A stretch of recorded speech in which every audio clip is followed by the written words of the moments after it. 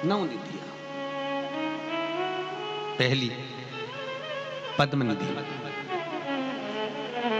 कौन सी निधि है? पद्म निधि। ये हमारे हनुमान जी महाराज का केवल दर्शन करने पर पद्म निधि प्राप्त हो जाती है। अर्थात हनुमान जी के दर्शन से जन्म लेने के बाद हम जिस हनुमान जी का दर्शन करते हैं उसके बाद हमारा एक कुल तर जाता है। उसमें हमको दुख नहीं, भोजन की व्यवस्था नहीं। यहाँ कहते हैं अगर हनुमान जी का दर्शन करा है तो पद्म निधि जो है वो पद्म निधि स्वयं भरण पोषण कर देती है। स्वयं भरण पोषण। दूसरा महापद्म निधि। महापद्म निधि एक ऐसी निधि है, स्कंद देव दूसरी शिला पर बिठाकर श्री हनुमान जी महाराज को उस दूसरी शिला पर बिठाकर जल का जब आचमन करा रहे हैं तो वो कह रहे हैं स्कंद देव कि ये महापद्म निधि है। हनुमान ये वो निधि है जिस निधि से व्यक्ति अपने जीवन में दान कर पाता है। दान कब करता है? जब उसके पास में कुछ हो। कुछ नहीं होगा तो वो देगा क्या? अरे बोलो तो।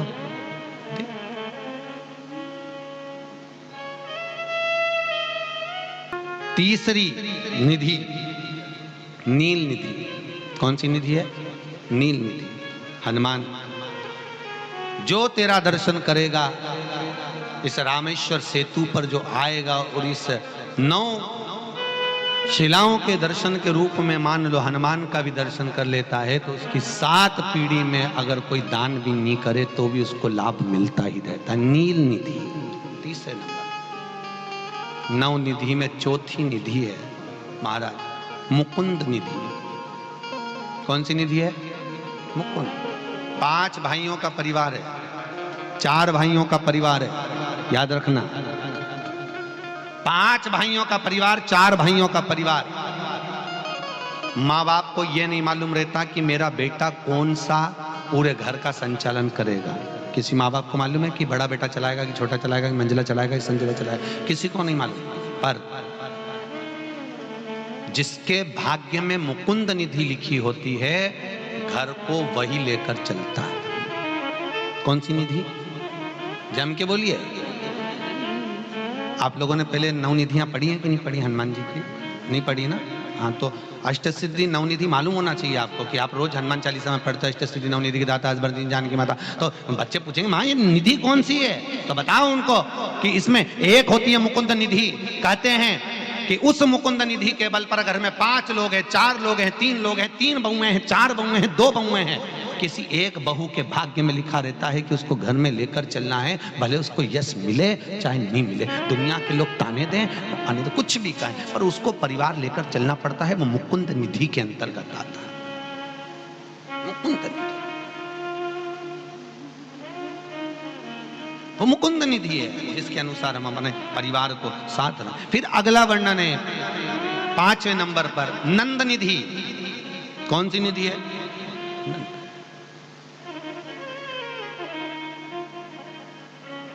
हनुमान जी की ये 5वें नंबर की जो निधि का दर्शन कराया नंद निधि। कहते हैं मान लो कोई व्यक्ति बहुत बीमार पड़ा रहता हो, बहुत तकलीफ भोग रहा हो, कष्ट बहुत हो शरीर में, रोग मिट नहीं रहा हो, तो स्कंद पुराण की 9 निधियों में जो वर्णन करा है नंद निधि का, हनुमान जी के गले में उस व्यक्ति के हाथ से बेलपत्र में गांठ लगवाकर 41 बेलपत्र प्रदोष के दिन, कौन से दिन?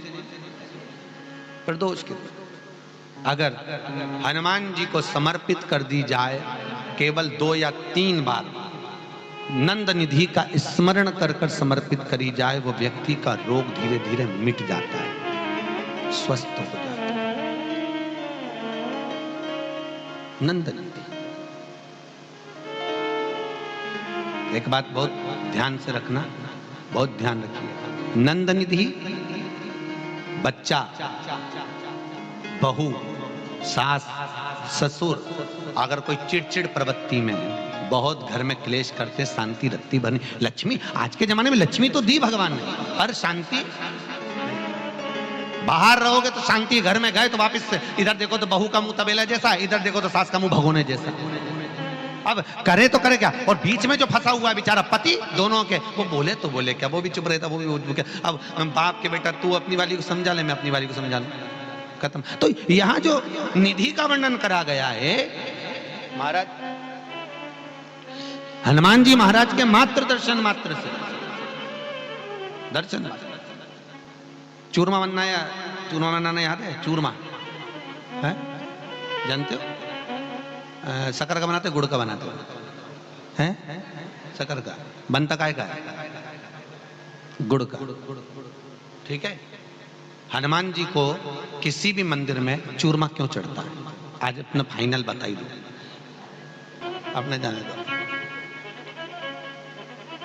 चूरमा हनुमान जी को क्यों चढ़ाया जाता है? तो कहा महाराज जी, हनुमान जी को अंतिम जिस समय माता जानकी ने सारा भोजन परोसा गया, हजारों तरह का भोजन माता जानकी ने परोस दिया, और आप सबको मालूम होगा अयोध्या का राज्य पूरा खाली हो गया, संपूर्ण राज्य, पूरा राज्य। हनुमान जी तो भी भूखे की भूखे, पेट पर हाथ रखकर बोलते मां भूख लगी है। अब एक बात याद रखना, आपका घर पूरा खाली हो जाए तो भरने में थोड़ा टाइम तो लगता है, टाइम लगेगा। तब माता जानकी आटा रखा हुआ था, उसको गुड़ के साथ मलकर, सेक कर, मलकर, मकर निधि हनुमान जी महाराज के लिए राम जी ने तुलसी का दल दिया। कौन सी निधि? छठे नंबर की मकर निधि। मकर निधि का स्मरण कर कर तुलसी का दल दिया गया। तुलसी देने का कारण केवल इतना सा था मकर निधि का, हनुमान जब तुलसी का दल पेट में जाएगा, पचेगा, तो हनुमान के शरीर की जो एनर्जी है, ऊर्जा है, जितनी फैलेगी उतनी ही वापिस अयोध्या में सत्ता बढ़ जाएगी, वापिस धन बढ़ जाएगा, संपदा। मकर निधि छठे नंबर पर, आनंद निधि के बाद मकर निधि का नवनिधि। पहली बार चूरमा हनुमान जी को दिया माता जानकी ने, दूसरी बार दिया जनक जी ने, मारा जनक जी ने भी दिया था, वहां भी मिला था।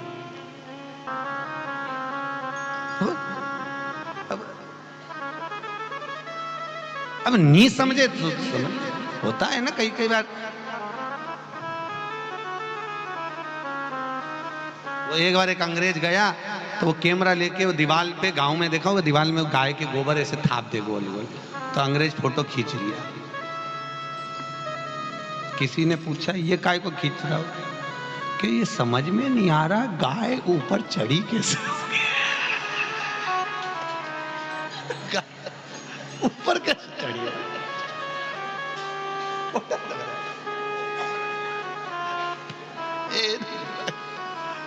गाय चढ़ी थी।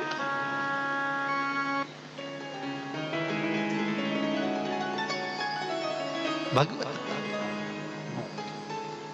अब नवनिधियों में नवनिधि छठे नंबर पर मकर निधि है महाराज, जो कि भरण पोषण करती है, कभी घर में अन्नपूर्णा की कमी नहीं आने देती। और 7वें नंबर पर है कच्छप निधि। कौन सी निधि है? कच्छप। कच्छप निधि के अंतर्गत मनुष्य की चित्त वृत्ति में आसक्तियों को उत्पन्न करती है। आसक्ति कि मुझे यह काम करना है और इस काम को मुझे आगे बढ़ना है। कच्छप निधि, कच्छप निधि को आप लोग, कई लोगों के हाथ में कछुए की अंगूठी देखते होंगे, वो हनुमान जी की कच्छप निधि का प्रमाण है। शंकर मंदिर में, राम मंदिर में, देवी देवताओं के मंदिर में, बाहर हॉल में जो चौबारा होता है, गेट होता है, उसके पास में एक कछुआ बना होता है, वो कच्छप निधि को दर्शाता है। उसका क्या प्रमाण? कछुआ क्यों बनाया जाता है मंदिर के अंदर? दरवाजे पर कछुए का प्रमाण क्यों दिया जाता है? मूर्ति की प्राण प्रतिष्ठा होती है तो कछुआ रखवाया जाता है। क्यों?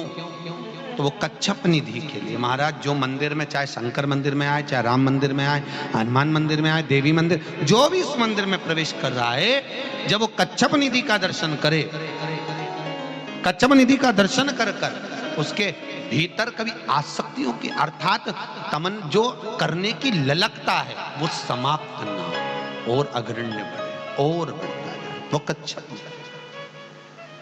फिर अगला वर्णन आया है शेख निधि, 8वें नंबर पर है शेख निधि।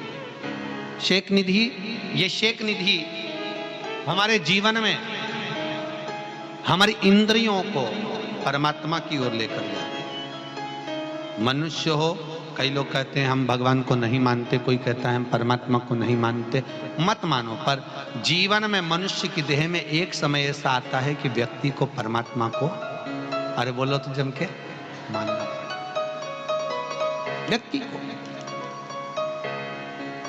अकाल मृत्यु वो मरे जो काम करे चंडाल का, और काल उसका क्या बिगाड़े जो भक्त हो महाकाल का। याद रखना, आपके परिवार वाले आपको अंदर आईसीयू में धकेल कर, आईसीयू में वेंटिलेटर पे रखकर आप बाहर खड़े रहोगे, अंदर डॉक्टर होगा, और डॉक्टर भी जब बाहर निकल जाएगा सिस्टर होगी, सिस्टर भी बाहर निकल जाएगी कंपाउंडर होगा, कंपाउंडर भी बाहर निकल जाएगा, तब उस समय पर आईसीयू में वेंटिलेटर पर कौन होगा?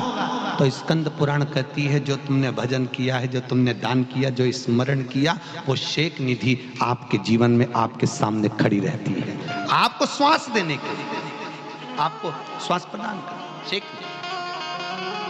और अगले नंबर पर 9वें नंबर पर एक खेव निधि, खेव निधि, ये 9 निधियों में अगला खेव निधि। और ये निधि हमारे जीवन में हमारे परिवार को जोड़ कर रखती है। जिसका परिवार टूट रहा हो, समझ लेना उसके यहाँ खेव निधि की कमी है। खेव निधि जोड़ने के लिए क्या करा जाता है?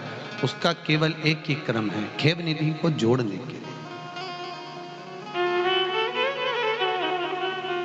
महीने भर में एक बार, पूरे महीने में एक बार, कच्चा सूत जानते हो? कच्चा सूत, कच्चे सूत की बाती बनाइए। काई की बाती बनाओ?